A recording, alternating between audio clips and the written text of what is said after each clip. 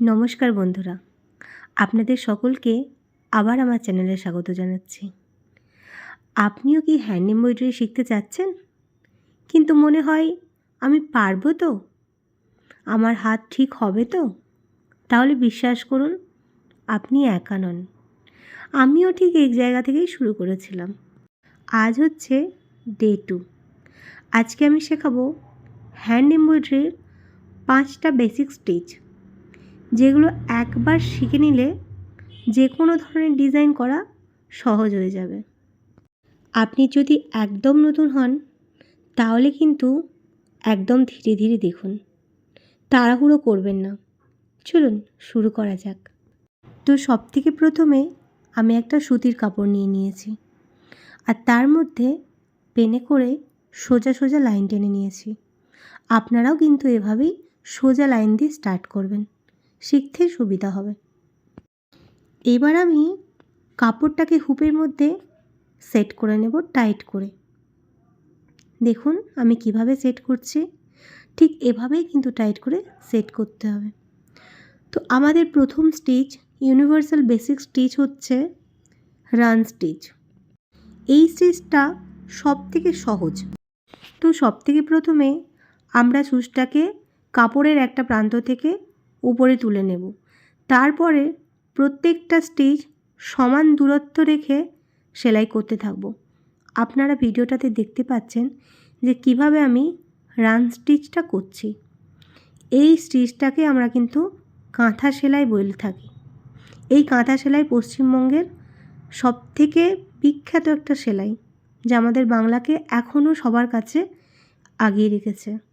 তো এটা হচ্ছে রান স্টিচ, সবথেকে বেসিক স্টিচ। এটা দিয়ে কিন্তু অনেক রকমের সেলাই করা যায়। এই সেলাইটা বেশিরভাগ বর্ডার, আউটলাইন এসব ক্ষেত্রেই ব্যবহার করা হয়। 2 নম্বরে যে বেসিক স্টিচটা আসছে সেটা হচ্ছে ব্যাক স্টিচ। এটা বেশিরভাগ ক্ষেত্রে আমরা আউটলাইনের জন্য ব্যবহার করে থাকি। এটা আউটলাইনের জন্য খুবই সুন্দর একটা স্টিচ। প্রথমে এক ধাপ সামনে, তারপর এক ধাপ পিছনে। আর হ্যাঁ, একটা কথা কিন্তু মাথায় রাখতে হবে, সেটা হচ্ছে স্টিচের গ্যাপগুলো যেন সমান হয়। সমান হলেই কিন্তু ডিজাইনটা খুব সুন্দরভাবে ফুটে উঠবে। এই ডিজাইনটা দিয়ে আমরা যে কোনো ধরনের ফুলের আউটলাইন করতে পারি, টেক্সট এমব্রয়ডারি করতে পারি। অনেকে নাম লেখে এই সেলাইটা দিয়ে, খুবই সুন্দর দেখতে লাগে। ব্যাক স্টিচ সবথেকে ক্লিন আউটলাইন তৈরি করতে হেল্প করে। তো এখানে দেখিয়ে দিলাম যে আমরা ব্যাক স্টিচটা কিভাবে করি। তো 3 নাম্বার যে বেসিক স্টিচটা আছে সেটার কথা আমরা এখন বলবো। সেটা হলো স্টেম স্টিচ। এই স্টেম স্টিচ বাংলাতে ডাল সেলাই বলে প্রসিদ্ধ। আমরা ডাল সেলাইয়ের ক্ষেত্রে বা লাইন করার জন্য এই স্টেম স্টিচ ব্যবহার করে থাকি। এখানে আমি দেখিয়ে দেব স্টিচটা কিভাবে হচ্ছে। তো প্রথমে আমি একটা স্টিচ করে নেব, তারপরে সেম দূরত্বে রেখে আরেকটা ব্যাক সেলাই ওখান থেকে তুলব, আর আগের স্টিচ যেটা আছে তার মাঝ বরাবর সুচটাকে ইনসার্ট করে স্টেপ বাই স্টেপ একই পদ্ধতিতে সেলাইটা করতে থাকব। এটা হচ্ছে আমাদের স্টেম স্টিচের পদ্ধতি বা ডাল সেলাইয়ের পদ্ধতি।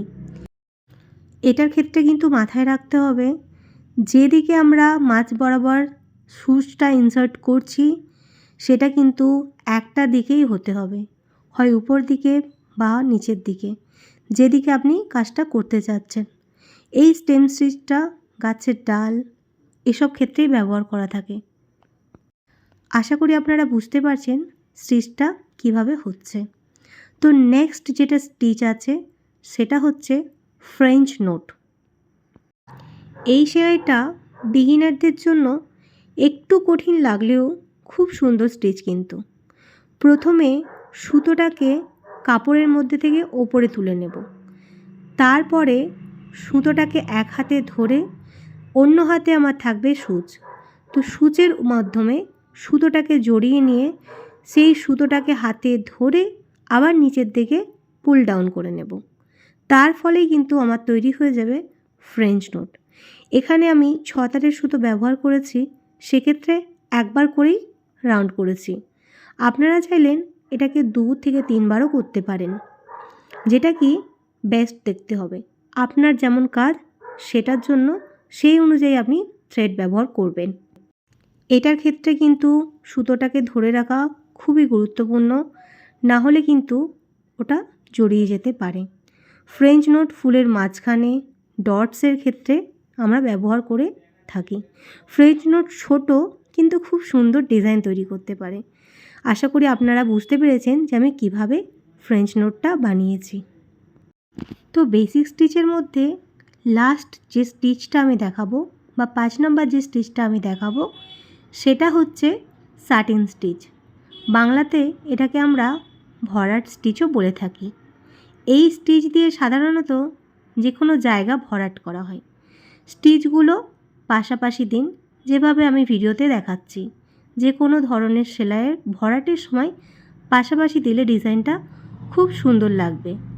গ্যাপ থাকলে ডিজাইনটা কিন্তু সুন্দর দেখাবে না। গাছের পাতা, ফুলের পাপড়ি এসব ক্ষেত্রে এই সেলাইটা ব্যবহার করা হয়ে থাকে। তো আজ আমরা কি সেলাই শিখলাম?